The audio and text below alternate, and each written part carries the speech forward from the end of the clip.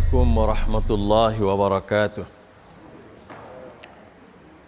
Alhamdulillahi nahmaduhu wa nasta'inuhu wa nastaghfiruh wa na'udzu billahi min syururi anfusina wa sayyiati a'malina. Man yahdihillah fala mudilla lahu wa man yudlil fala hadiya lahu. Ashhadu an la ilaha illallah wahdahu la syarika lah wa ashhadu anna Muhammadan abduhu wa rasuluh. Allahumma salli wa sallim wa barik ala habibina wa rasulina wa qudwatina Muhammad wa ala alihi wa sahbihi wa man tabi'ahu wa nasarahu wa wala. Amma ba'd. Para ulama, hadirin hadirat, muslimin muslimat yang dirahmati dan dikasihi Allah Subhanahu wa taala sekalian. Alhamdulillah, pada pagi hari ini, hari yang mulia, hari Jumaat, kita sekali lagi berjumpa di Markaz Al-Islah dalam mempelajari kitab Syarhu Usulus Sunnah. Ya, Usulus Sunnah ditulis oleh Imam Ahmad rahimahullah. Pada hari ini kita belajar berhubung dengan iman bil mizan yaumal qiyamah. Jumpa? Jumpa tak? Al-iman bil mizan yaumal qiyamah, beriman dengan mizan neraca. Muka kalau kitab saya ni muka surat 84. Betul? Okey.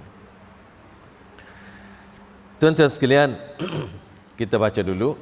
Wal imanu bil mizan yaumal qiyamah kama jaa yuzanul abdu yaumal qiyamati fala yazinu janaha ba'udah wa tuzanu a'malil ibad kama jaa fil athar wal imanu bihi wat tasdiqu bihi wal i'radu an man radda zalika wa tarku mujadalatih.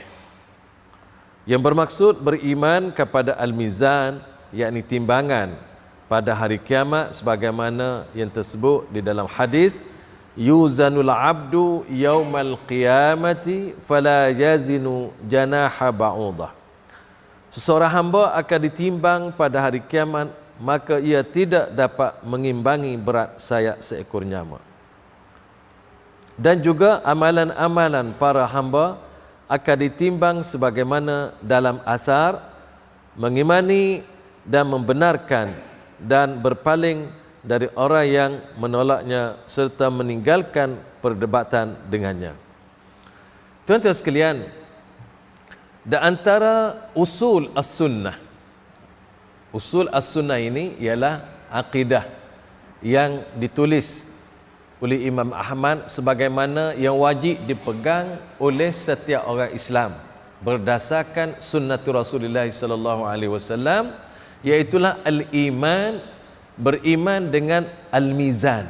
Mizan ni timbangan. Timbangan yaumal qiyamah. Maksudnya timbangan ni penimbang yang menimbang amalan manusia pada hari kiamat. Sebagaimana disebut di dalam banyak hadis-hadis yang sahih. Dan sebagaimana disebut sini juga, amalan hamba ni ditimbang sebagaimana kalau kita tengok orang menimbang pada hari dunia ini. Ahli sunnah wal jamaah beriman dengan adanya mizan, penimbangan atau menimbang amalan di akhirat ini, dia timbangan yang sungguh-sungguh, timbangan fizikal. Seperti kita tengok kalau di dunia ada, kalau kita membeli barang ada timbangan. Betul-betul timbangan tu, bukan angan, bukan kata benda ni dalam bayangan fikiran, betul-betul ada. Dan dengan timbangan itu semua amalan setiap hamba akan ditimbang, dan dia ada dua bahagian. Satu bahagian di kanan ada satu, di kiri ada satu. Seperti kita pergi, kalau zaman dulu ada dua bekas. Yang di sebelah ni letak batu, yang sebelah ni letak barang. Tu. Kafain. Satu bahagian, kita panggil cepel kalau panggil. Satu bahagian tu dia lebih besar daripada lapisan langit-langit dan bumi. Sebelah. Begitulah juga kita tengok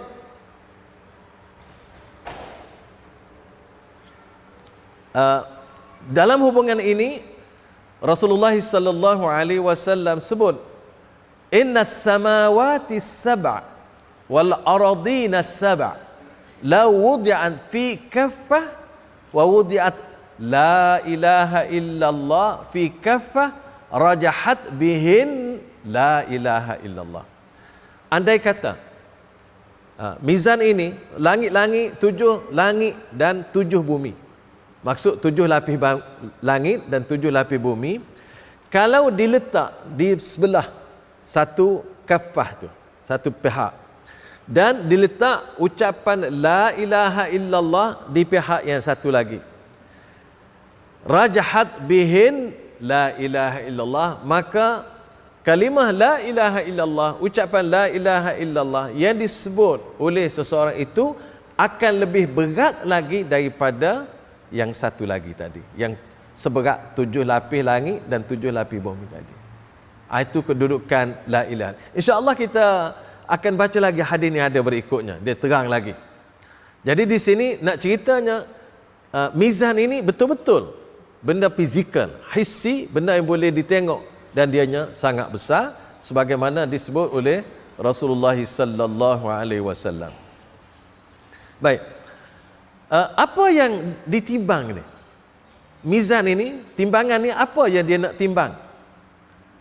Maka jawabnya tuzanu fihil a'mal.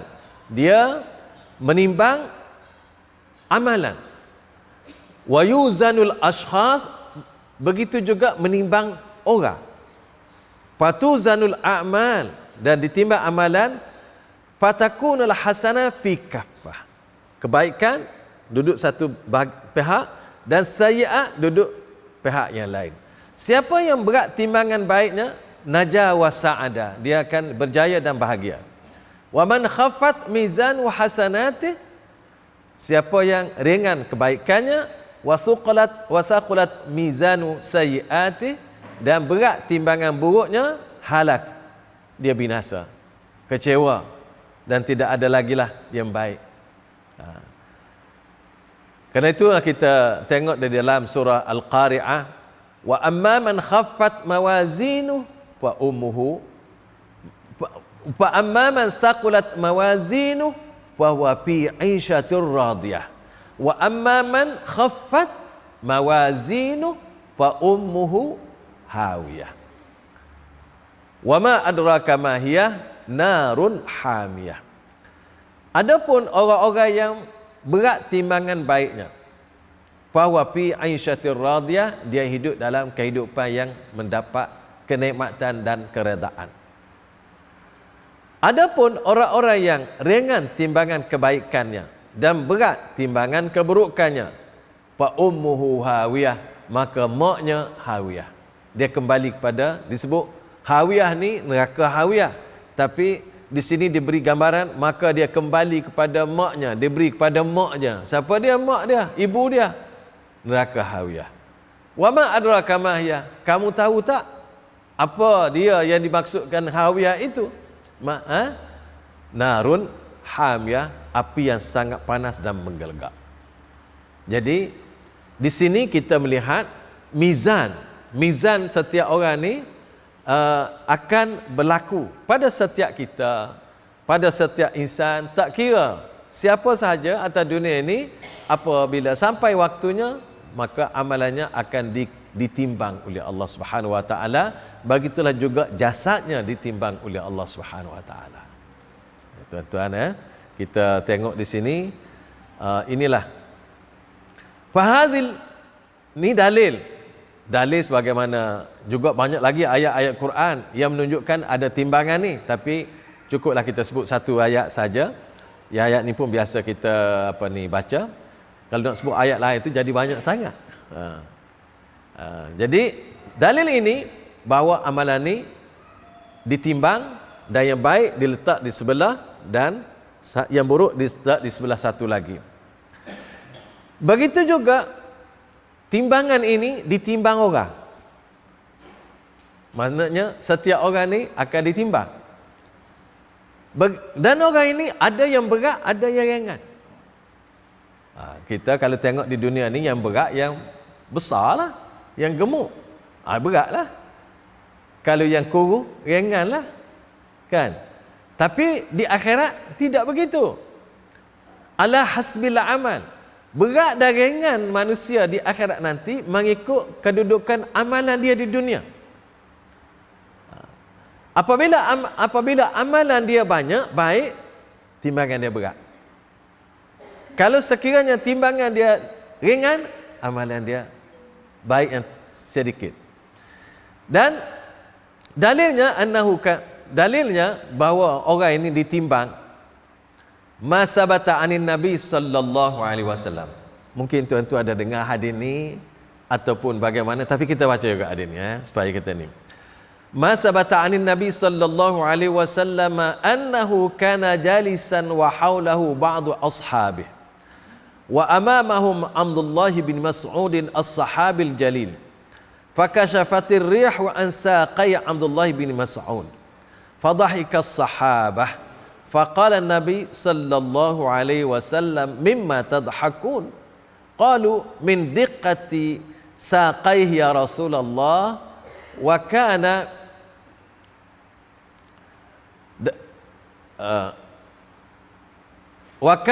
دقيق الساقين. فقال النبي صلى الله عليه وسلم والذي نفسي بيده لهما في الميزان يوم القيامة أثقل من جبل أحد.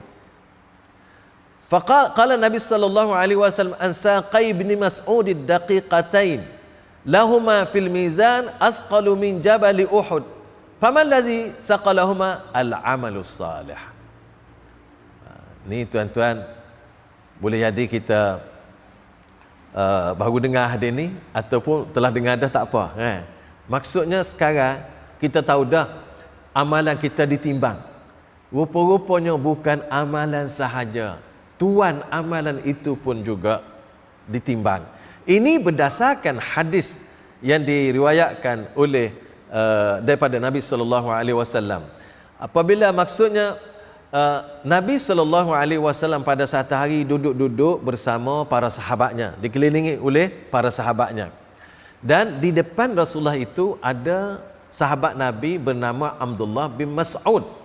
Sahabat yang mulia, sahabat yang kita panggil sahabat yang besar, iaitu sahabat yang alim. Lalu angin bertiup, nampaklah betih dia. Betih Abdullah bin Mas'ud terselak angin bertiup, terselaklah kain dia, nampaklah betih dia kecil, kuruh, kecil lah orangnya, betih pun kecil lah, kecil kepada nisbah sahabat-sahabat tu, dia kecil, nampak kecil kakinya, betihnya. Lalu sahabat pun suka lah, bukan suka mengejek, suka gitu-gitulah. Ketawa tu bukan kata menghintar, tidak situ, maksudnya terketawa lah. Kita tengok kecil sangat berbanding orang lain, kecil. Lalu Nabi kata, mimma tadhakun, kamu semua suka apa? Tak? Qalu, mereka pun jawab, min diqqati saqaihi ya Rasulullah, kerana betih dia ni kecil sangat. Faqala Nabi sallallahu alaihi wasallam. Ni tak penting ni. Faqala Nabi sallallahu alaihi wasallam, Nabi sabda, wallazi nafsi biyadihi, demi tanganku di tangannya, demi jiwaku di tangannya. Yakni Nabi bersumpah gitulah, demi tubuh badan aku, nyawaku, jiwaku di tangannya, demi Allah maksudnya, lahuma fil mizan yaumal qiyamati athqalu min jabali Uhud. Dua kaki dia yang kecil ini di hari kiamat nanti lebih berat daripada timbangan bukit Uhud. Allahu Akbar. Bukit Uhud ni kita tak timbang pun, besar. Tak, bukit Uhud ni besar. Rasulullah kata dua betis dia ni yang kecil ini timbangan di hari akhirat lebih berat daripada Bukit Uhud. Allahu Akbar. Jadi tuan-tuan, apa yang berat ni? Faman ladzi saqalahuma, apa yang menyebabkan beratnya dua kaki dia ni? Al-amalus salih, kerana amal soleh dia. Maka tuan-tuan, bukan amal soleh saja ditimbang, tuan amal soleh pun ditimbang oleh Allah. Alhamdulillah. Kita harap timbangan kita dari berat lah. Walaupun tidak sebanyak amalan Abdullah bin Mas'ud, kita harap Allah beri timbangan hasanat kita yang baik kita berat. Itulah yang kita harapkan. Kemudian Rasulullah SAW sabda lagi, bil hadis sahih, dalam hadis sahih, innahu la ya'ti bir rajulil azimis samin yaumal qiyamah la yazinu indallah janaha ba'udah wa qala iqra'u fala nuqimu lahum yaumal qiyamati wazna. Surah Al-Kahfi ayat 105. Wa qala ta'ala fil ayat allati qablaha mubayyinan annama asabahu bisababin min amali sayyi wa tarakna ba'dahum yauma idzi yamuju fi ba'd wa nufikha fis sur fajama'nahum jam'a, sehingga akhir ayat. Jadi ada orang juga, nanti Rasul kata, akan dibawa seorang lelaki besar gemuk pada hari kiamat, timbangannya tak sampai dengan janah ba'udah, sayap nyamuk. Kalau kita tengok kan, orang tu besar dan bukan saja besar, dia gemuk lagi. Tapi timbangannya tak sampai seberat sayap nyamuk. Sebab apa? Sebab amalan dia. Karena tu tuan-tuan, rupa-rupanya timbang ni bukan timbang amalan sahaja, tetapi juga turut ditimbang amalan dan orangnya atau tuannya sekali. Hadis sahih yang lain juga mengisbatkan mizan ini banyak. Sebahagiannya disebut oleh hadis An-Nuwas bin Sam'an. Beliau berkata, sami'tu Rasulullah sallallahu alaihi wasallam yaqul, al-mizanu biyadir rahman yarfa'u qauman wa yakhfidu akharin. Mizan itu, timbangannya itu di tangan Allah Ar-Rahman, yang bernama Ar-Rahman. Dia angkat golongan yang dia nak angkat, satu kaum, dan dia merendahkan yang lain. Jadi di akhirat nanti orang dapat kedudukan tinggi dengan beratnya timbangan dia. Orang yang ringan timbangannya, yang baik, berat yang buruk, maka orang tu akan buruklah kedudukannya. Wala'azubillah, tuan-tuan, kita minta jauh dengan Allah, dengan Allah Subhanahu wa taala daripada perkara-perkara tadi.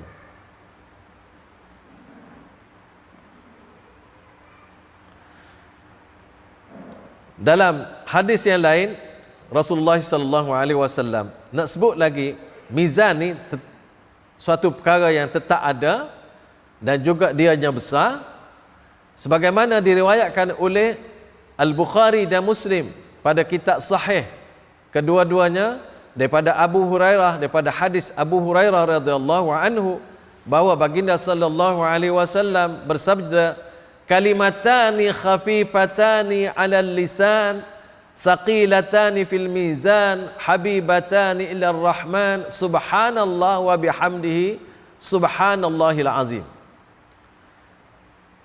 Hadis ini saya yakin tuan-tuan biasa dengar, dan kita mudah-mudahan menjadi amalan kita. Kalimatani khafifatan, dua kalimah yang sangat ringan diucap, alal lisan. Dua kalimah yang ringan disebut oleh lidah, mana tidak susah nak sebut ni. Saqilatan fil mizan, dan kedua-dua kalimah tersebut sangat berat timbangannya di dalam mizan, timbangan Allah. Habibatani ila rahman, dan kedua kalimah tersebut menjadi kasih kepada Allah, yang Allah suka.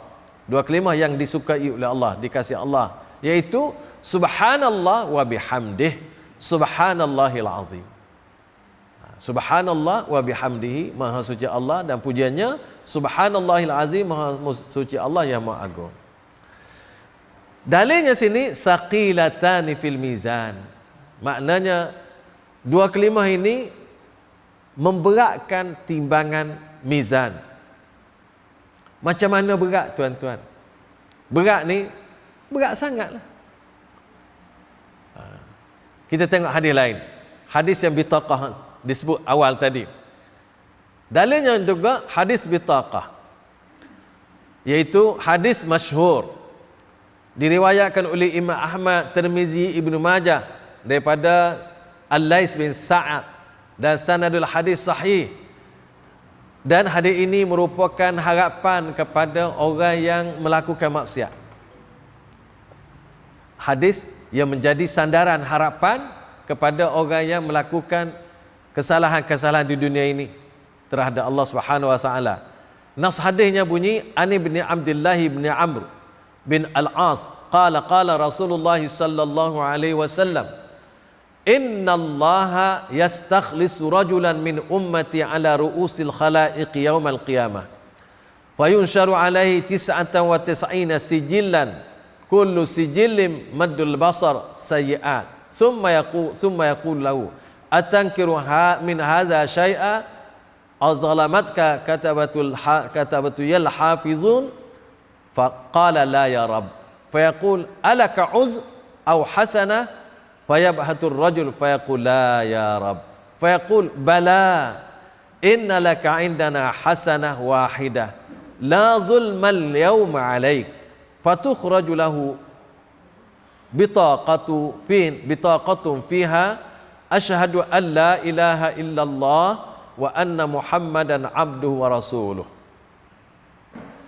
fayaqul ahdiru fayaqul ya rabbi ma hadhil bitaqah ma'a hadhis sijillat fatuda'u sijillat fi kaffah qalat fatashatis sijillat wa thaqulatil bitaqah wa la yathqulu syai'un bismillahirrahmanirrahim.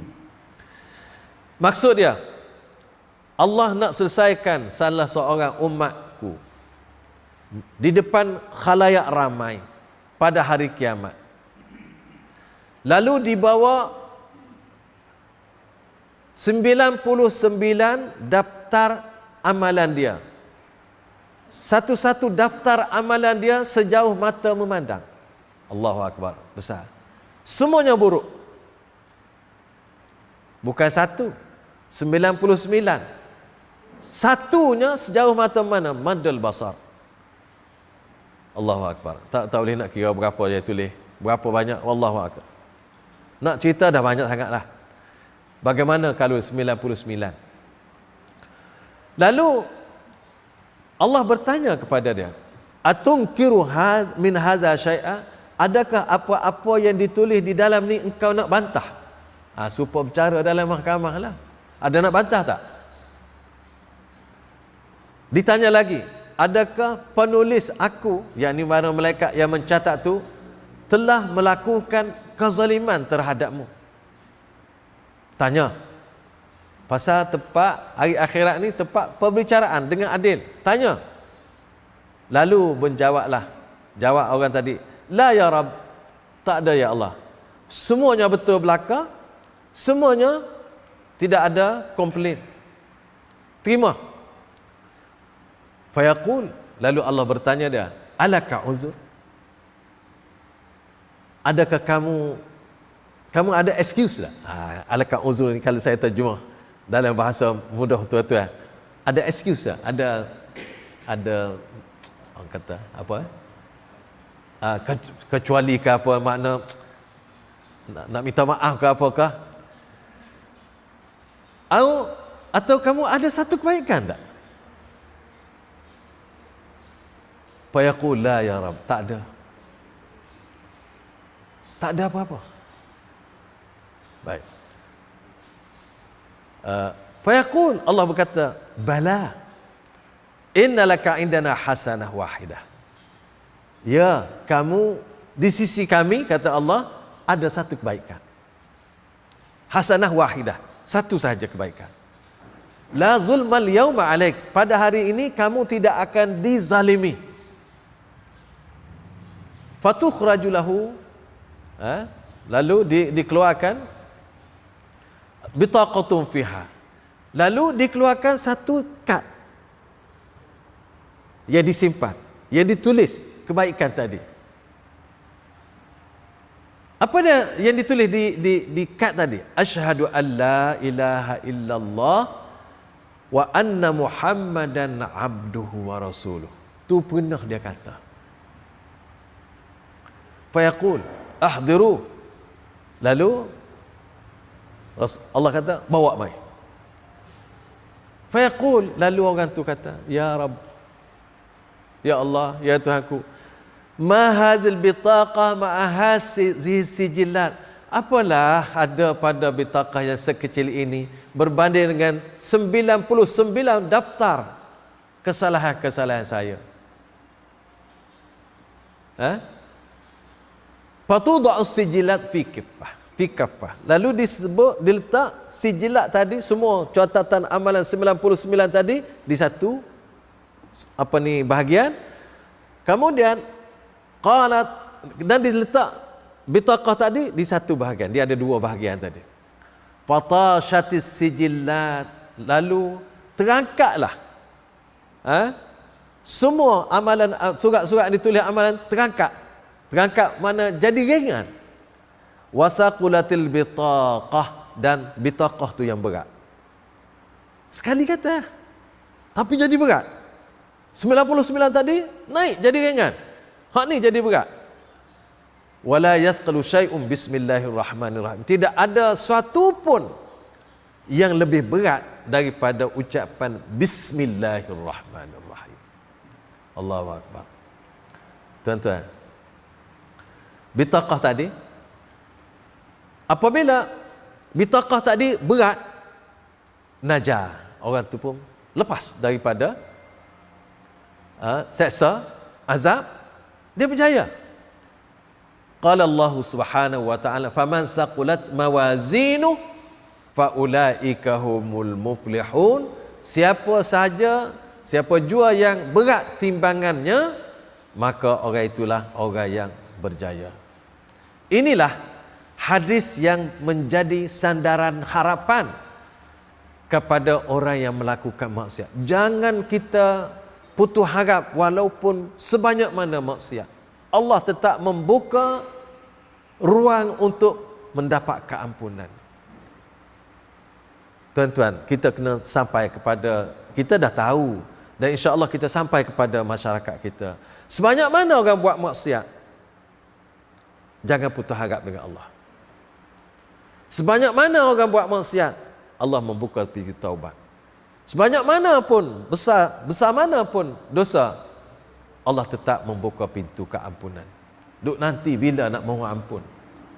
Jadi tuan-tuan, ini adalah sebagai salah satu hadis yang menyatakan di segi mizan. Mizan itu betul-betul dia ada di segi fizikalnya. Baik, kita tengok lagi tuan.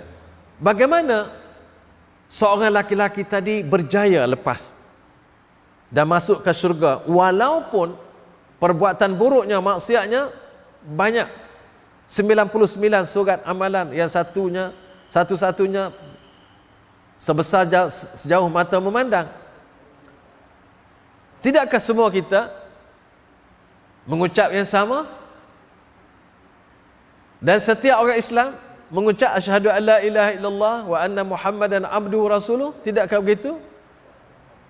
Bagaimana berlaku ada orang yang mengucap juga masuk neraka? Ini satu soalan yang sama-sama kita perlu tengok. Orang ni mengucap lepas, ada orang lain mengucap, ada yang tak lepas. Macam mana dia mengucap yang sehingga jadi lepas? Bagaimana pula ada orang yang mengucap pun tak lepas, ke neraka juga? Jawapannya, bitaqah tersebut, orang tu jawab, orang laki-laki tadi sebut, dia sebut dengan seikhlasnya, dengan sebenar-benarnya, taubat yang sebenar-benarnya.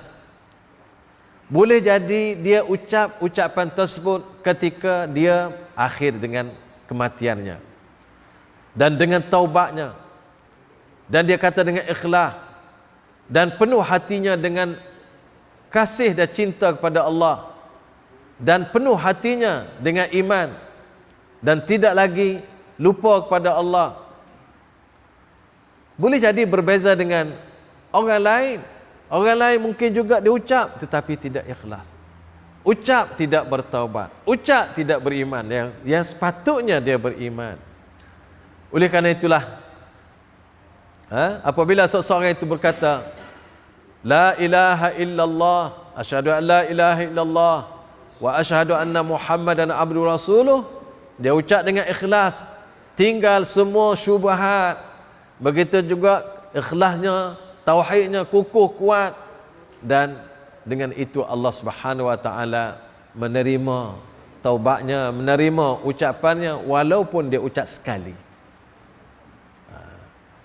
Karena itu tuan-tuan, ada orang masuk Islam terus masuk surga.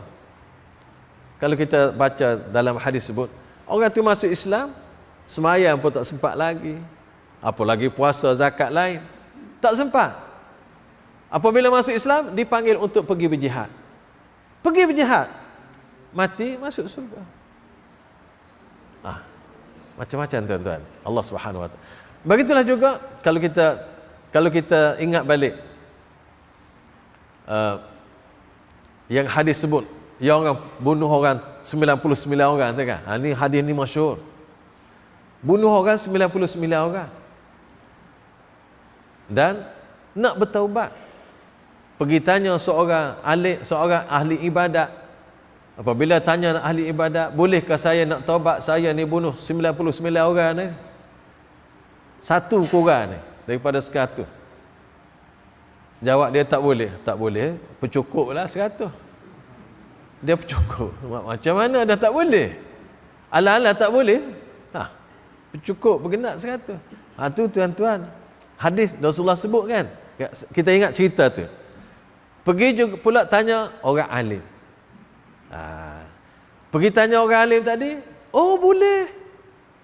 Tapi hendaklah kamu tinggalkan tempat kamu duduk ni, pergi ke tempat lain, tempat yang baik. Tinggal di situ. Lalu pergilah dia. Pergi dia sampai separuh jalan meninggal dunia. Apabila meninggal dunia, malaikat rahmat datang, malaikat azab pun datang. Sama-sama nak ambil orang dia. Malaikat rahmat kata nak ambil, nak beri rahmat. Malaikat azab kata nak beri rahmat apa, dia ni sekali pun tak buat baik lagi ni. Jadi duk berebut dua tu. Marilah Allah utus seorang malaikat yang berupa manusia buat penyelesaian. Ukur jarak ke mana yang lebih dekat. Tempat nak pergi ke, tempat dia tinggal ke, macam mana? Ukur dulu. Maka diukurlah. Apabila diukur, maka dekat dengan tempat dia nak pergi. Tak buat amalan baik lagi. Tak sempat lagi nak pergi tempat dituju. Buat amalan baik pun tak ada lagi. Niat yang ikhlas. Di situ penting.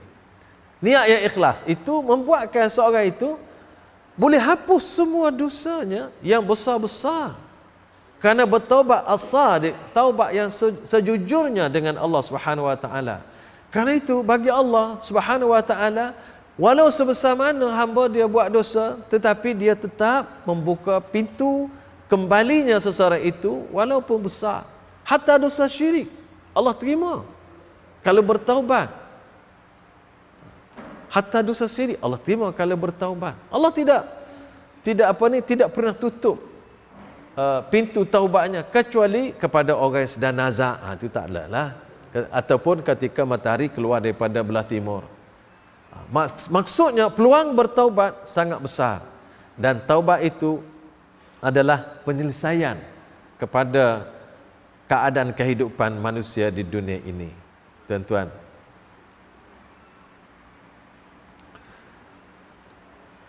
Karena itulah kita tengok mizan hissi ini.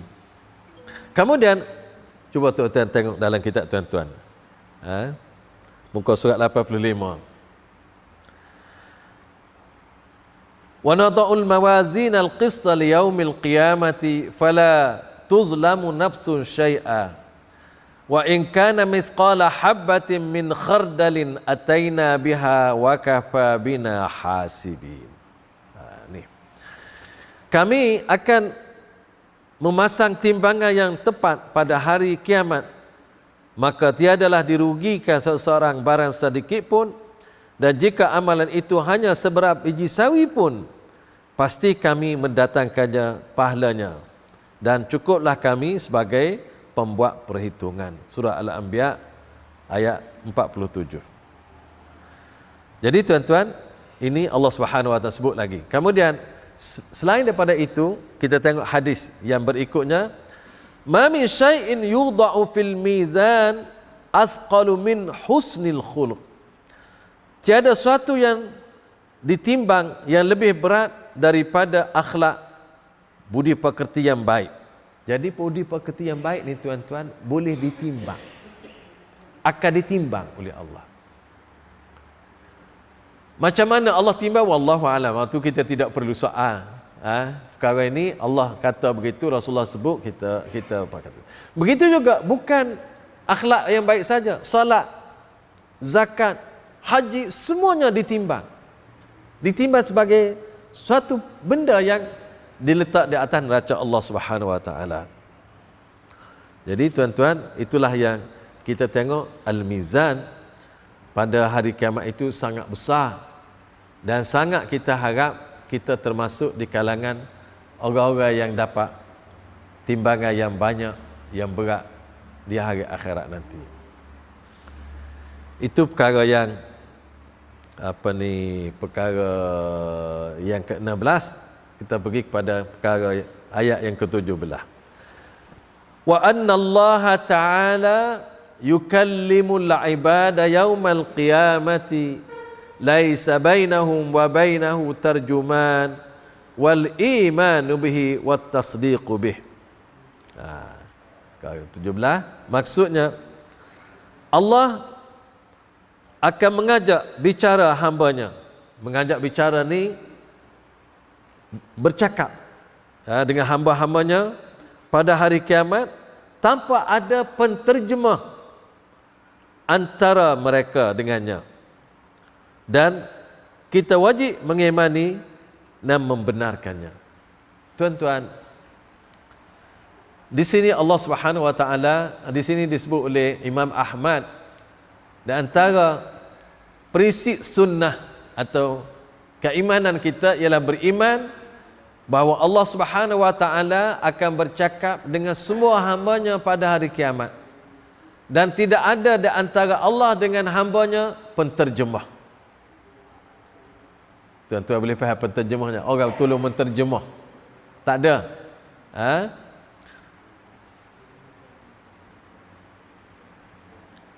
Begitulah juga Allah Subhanahu wa taala pada hari akhirat nanti, tidak ada penterjemah di antara Allah dan antara hambanya. Dan begitulah juga kita perlu mentasdik atau membenarkan hadis yang diriwayatkan oleh ulama-ulama hadis seperti Al-Imam Al-Bukhari, Ahmad, Tirmizi, Ibnu Majah, di mana Nabi SAW bersabda, "Ma minkum min ahadin illa sayukallimuhu rabbuhu laisa bainahu wa bainahu tarjuman wala hijabun yuhjibuh." Maksudnya, setiap orang daripada kamu tetap akan bercakap, akan Allah bercakap dengannya, dan tidak ada di antara Allah dan di antara seseorang itu ada penterjemah, dan juga tidak ada dinding dan hijab antara dia dengan Allah.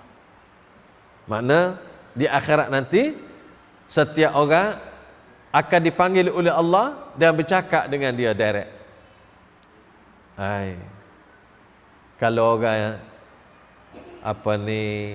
banyak kebaikan, dia sangat gembira. Kalau orang yang banyak salah, tak tahu nak kata. Kalau contoh di dunia ni, contoh dunia tapi tak serupa dengan Allah, tapi tak boleh nak contoh dengan Allah, tapi nak tengok perasaan manusia di dunia. Kalau sekiranya dia ni orang baik-baik, katakan OCPD lah panggil pergi ke balai, dia pergi biasa ya, mungkin OCPD atau ketua daerah nak ajak dia makan tengah hari. Dia orang baik-baik. Tapi kalau orang yang ada masalah, polis panggil pergi tengah hari, macam mana? Tak gelisah? Perasaan, kita tengok perasaan manusia di dunia.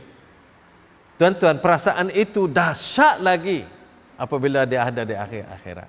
Amat dahsyat, tak boleh nak gambar. Kalau dia seorang yang soleh, Allah panggil dia, Alhamdulillah, syukur, namanya disebut. Seperti anak-anak kita yang periksa luluh tinggi, berjaya, sebut nama dia, Allah melompat, gembiranya, ibu bapa dia gembira. Tapi kalau yang tidak lulus, tak usah sebut nama, tak apa. Itu di dunia. Begitu juga kalau sebut nama orang yang polis duk cari, takut dia,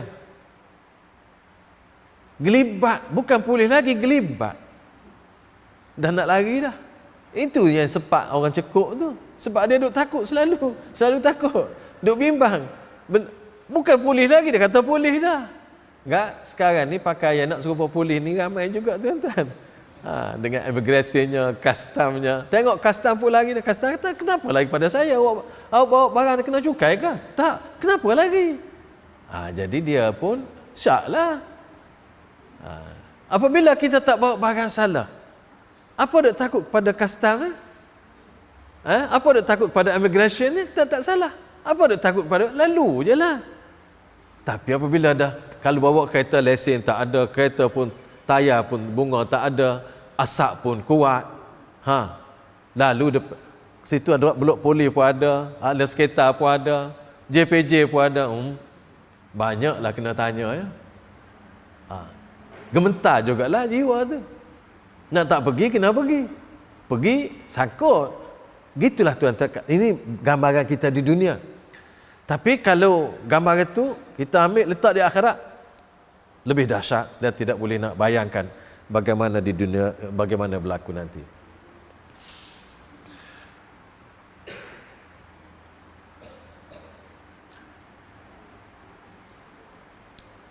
Dalam hadis yang lain, yudni al-mu'min yaumal qiyamah min rabbih,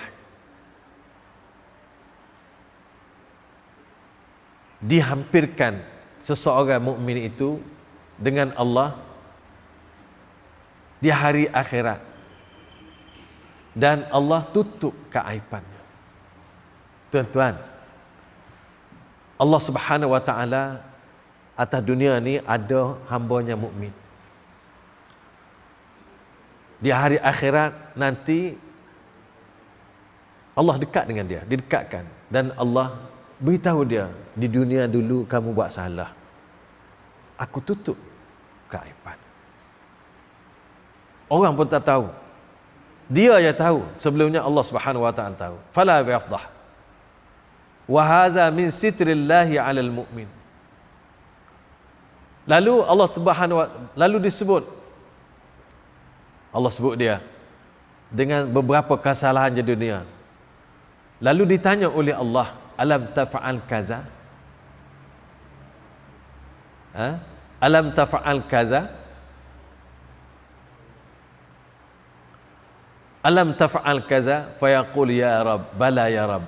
Ya Rabbi, alam taghfirha li? Fayaqul Rabb, bala bimaghfirati balagta manzilataka haza. Maksudnya begini tuan-tuan, seseorang mukmin itu didekatkan hari akhiratnya dengan Allah Subhanahu wa taala. Lalu Allah tanya, tidakkah kamu buat perkara ni dulu? Ni perkara salah ni. Betul tak? Betul. Adakah kamu buat perkara ni dulu macam ni? Betul tak? Betul. Tanya lagi. Lalu orang tadi, bala ya Rabb. Betul ya Allah, saya buat. Lalu orang tadi kata, ya Rabbi, alam taghfirha li? Adakah engkau tidak ingin mengampunkan dosa itu kepadaku? Adakah engkau tidak ingin mengampunkan dosa yang ku telah lakukan itu? Fayaqul, lalu Allah berjawab, bala, benar. Aku sudah ampunkan. Bimaghfirati balaghta manzilataka hadza. Dengan keampunanku lah engkau dapat mencapai tahap kedudukan engkau sekarang. Tuan-tuan, puan-puan, kita ni tak dapat lagi daripada salah silap. Tak dapat. Sebaik mana kita pun tak dapat. Ada mungkin kita tak sedar atau kita sedar perbuatan yang kita lakukan di dunia ini. Namun perbuatan-perbuatan salah itu tak orang tahu. Orang tak tahu. Kita pun lupa dah. Tuan-tuan, kalau ada kesalahan yang kita lakukan, kesalahan dengan Allah yang kita lakukan, jangan cerita orang. Jangan cerita orang. Alhamdulillah, mungkin dalam hidup kita ada kita buat silap. Orang pun tak tahu. Kita seorang yang tahu. Sebelumnya Allah lah tahu. Maka bersyukur pada Allah Subhanahu Wa Taala. Allah tidak buka keaiban kita. Alhamdulillah. Baik. Apabila Allah Subhanahu Wa Taala tak buka keaiban kita, kita selamat daripada keaiban dunia dan akhirat pun kita akan selamat. Hadis ini menjelaskan kepada kita keaiban seseorang mukmin itu ditutup oleh Allah di dunia dan di akhirat juga Allah tutup. Cuma Allah tanya, mu buat tak ni? Buat tak perkara ni? Buat tak? Hanggu, betul buat. Allah tak nak ampun ke saya? Orang ni kedudukannya tinggi dah ni. Nah, mukmin ni dia tinggi dah. Allah kata, dengan sebab betul, dengan sebab keampunanku lah engkau capai kedudukan ini. Alhamdulillah. Karena itu Rasulullah SAW pesan kepada kita umatnya dengan sebut, kullu ummati mu'afa illal mujahirin. Semua umatku dimaafkan kesalahan mereka kecuali orang yang melakukan kesalahan itu dengan terang-terang. Jadi kalau kesalahan itu dilakukan, orang tak tahu, dia pun tak cerita orang, mu'afa, dimaaf. Illal mujahirin, kecuali orang yang melaku dengan terang-terang. Wa inna minal mujahirati, antara perbuatan dosa yang dilakukan dengan terang, dengan jelas, ialah dia melakukan perbuatan tersebut yang tidak baik tadi sembunyi, orang tak tahu.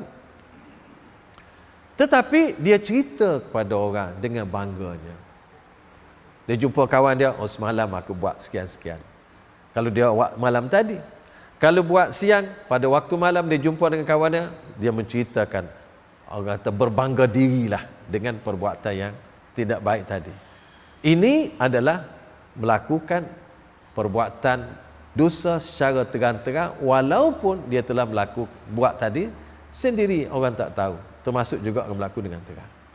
Dan orang yang melakukan dosa dengan terang ini susah nak diampun berbanding dengan orang yang tidak menceritakan kepada orang lain. Kemudian dalam hadis yang lain daripada Abi Dzar radhiyallahu anhu qala Rasulullah sallallahu alaihi wasallam, inni la'alamu akhira ahli jannati dukhulan al-jannah wa akhiru ahli nari khurujan minha. Rajulun yu'ta bihi yawmal qiyamah fayuqal a'ridu anhu sighara dhunubihi warfa'u anhu kibaraha fatu'radu 'alaihi sighar dhunubihi fayuqal amilta kaza wa kaza wa kaza wa kaza wa amilta yawma kaza wa kaza. Begitulah. Yaqul na'am la yastati an yunkir wa huwa mushfiqun min kibari dhunubihi an tu'rada 'alaihi fayuqal lahu fa inna laka makana kulli sayyi'atin hasanah fayaqul rabbi qad amiltu asya' la araha huna walaqad ra'aitu Rasulullah sallallahu alaihi wasallam dhahika hatta badat nawajizuhu wal lafzu lil Imam Muslim. Dalam hadis ini daripada Abu Dzar, Rasulullah sallallahu alaihi wasallam bersabda, saya mengetahui orang terakhir ahli surga masuk surga dan orang terakhir ahli neraka keluar daripada neraka. Rasulullah kata, saya tahu siapa yang paling akhir masuk surga, dan saya juga mengetahui orang yang terakhir keluar daripada neraka. Ini bercakap tentang akhir ni. Rajulun, seorang lelaki, yu'ta bihi yaumal qiyamah, seorang lelaki dibawa pada hari kiamat. Fayuqal, i'ridu alaihi sighara zunubi, dosa-dosa kecil tu letak sebelah, tak usah ambil kira. Warfa'u anhu kibaraha, a'ridu alaihi sighara zunubi, bawa, maksudnya bawa dosa kecil. Ni warfa'u anhu kibaraha, buang dosa besar. Sedap tengok ni. Fatu'radu alaihi sigharu zunubi, lalu dibentang dosa-dosa kecilnya kepadanya. Fayuqal, lalu dikatakan, amilta yaum kaza wa kaza, pada hari tersebut, pada hari sekian engkau buat perkara ini, perkara ini. Wa amilta yaum kaza wa kaza, dan pada hari tersebut engkau buat perkara ini, perkara ini. Lalu dia berkata, na'am, betul. La yastati an yunkiraha, dia tidak mampu untuk mengingkarinya, menolaknya. Wa huwa mushfiqun min kibari zunubihi an tu'rada alaihi, dia bimbang sangat daripada dibawa dosa-dosa besarnya, takut bentang depan dia. Dosa kecil ni dibawa, dosa besar tak bawa. Fayuqal lahu, maka diberitahu kepadanya, fa inna laka makan kulli sayyi'atin hasanah, satu tempat yang buruk tu digantikan, satu tempat keburukan, satu yang buruk tu diganti dengan satu kebaikan. Tuan-tuan, fayaqul ya Rabb, qad amlintu asya' la araha huna, aku banyak lagi buat yang lain-lain, tapi tak ada nampak kat sini. Lalu Abu Zar kata, ra'aitu Rasulullah sallallahu alaihi wasallam dhahik hatta badat nawajizuhu, saya tengok Rasulullah suka ketawa sehingga nampak nawajizuhu, gigi dia ni. Baik. Tuan-tuan, hadis ni nak cerita kepada kita, orang yang paling akhir masuk surga, dan itu orang yang paling akhir keluar daripada neraka. Dibawa dia di hadapan Allah. Allah kata dosa besar dia tak usah kita ambil kira, kita ambil dosa kecil ya. Dosa kecil ya. Lalu ditanya satu. Dia pun mengaku semua. Dia duduk bimbang, takut tanya hak besar-besar tu. Rupa-rupa hak besar tu tak ambil kira belaka dah. Oh, kalau ambil kira hak tu payah lagi lah. Lalu diberi pula setiap dosa kecil itu, setiap dosa itu diberi kebaikan. Tuan-tuan, setiap dosa ditukar dengan kebaikan. Maka dengan sebab tu dia masuk surga. Macam mana tuan-tuan? Hadis ini ada kaitan dengan hadis lain, iaitu innal hasanat yuzhibnas sayyi'at. Sesungguhnya kebaikan-kebaikan itu akan dihilangkan oleh kebaikan. Sesungguhnya kebaikan-kebaikan itu menghilangkan kejahatan. Karena itu Rasulullah menyarankan kepada kita, andai kata berlaku satu keburukan yang kita lakukan, buatlah perkara baik lepas itu. Nascaya amalan baik itu akan menghapuskan amalan jahat. Dan begitu juga dalam Al-Quran sebut, wa yubaddilullahu sayyi'atihim hasanat, Allah tukar keburukan dengan kebaikan bagi orang bertaubat. Orang taubat ada dua keadaan para ulama sebut. Yang pertama, apabila taubat, maka taubat itu akan menghapuskan keburukan yang dilakukan.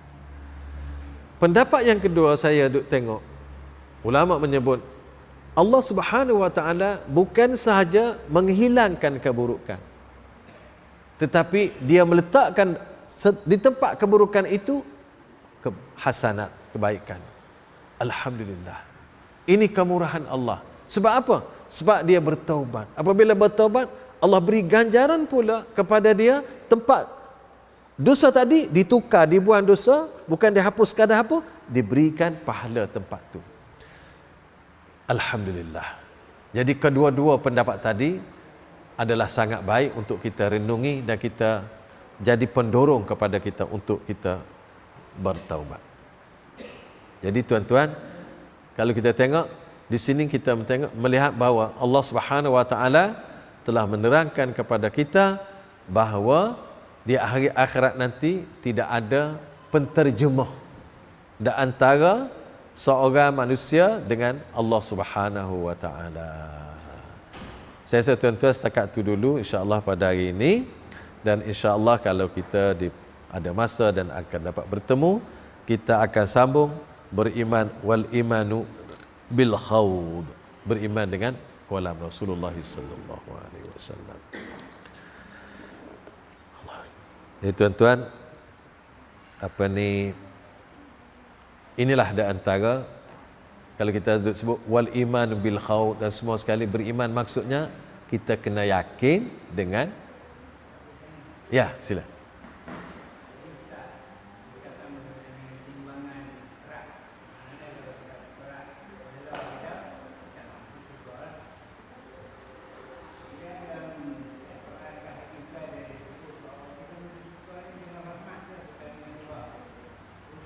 Ya, ya.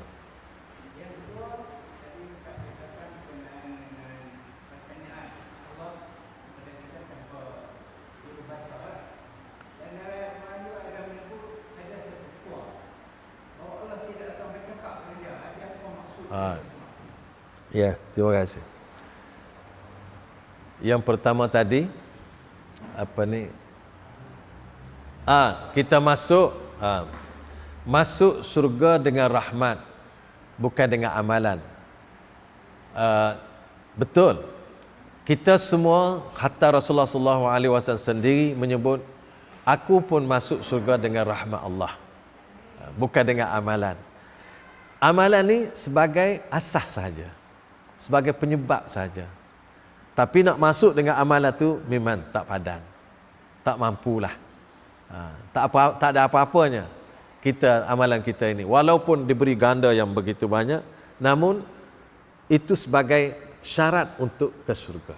Syarat Allah nak terima amalan kita, nak masukkan kita pada surga, kena ada amalan. Tapi masuk surga itu adalah dengan rahmat Allah. Kalau sekiranya tak ada amalan baik, tak adalah maknanya syarat tu. Syarat Allah nak beri surga tadi. Tu dia punya gitu. Begitu juga Allah ada yang dia tak nak bercakap dengan orang yang derhaka di dunia ini. Bab tu ialah Allah tidak pedulikan orang tersebut. Tapi untuk siasat, engkau buat ni, tak buat ni, tak buat, itu Allah bertanya. Bercakap sebagai cakap untuk mendengar rayuan. Tu. Orang yang salah nak dengar rayuan. Ni tak ada, no. Tak ada. Tetapi dalam bab memberi keadilan, dia tanya, engkau buat ni tak? Engkau buat ni tak? Engkau buat ni tak? Tapi dalam bab tu nak merayu, memohon dengan Allah supaya diampunkan segala silap salah dan sebagainya. Itu tak ada bab tu. Jadi dia tidak bercanggah antara keadaan. Alhamdulillah.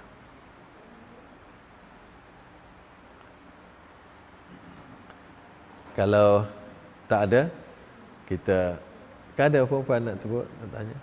Ada. Kalau tak ada, kita berhenti di sini dulu, dan insya-Allah kita akan sambung lagi pada waktu dan lain. Subhanakallahumma bihamdika asyhadu an la ilaha illa anta astaghfiruka wa atubu ilaik. Wa sallallahu ala Muhammad wa ala alihi wa sahbihi wa baraka wa sallam. Walhamdulillahi rabbil alamin. Wassalamu alaikum warahmatullahi wabarakatuh.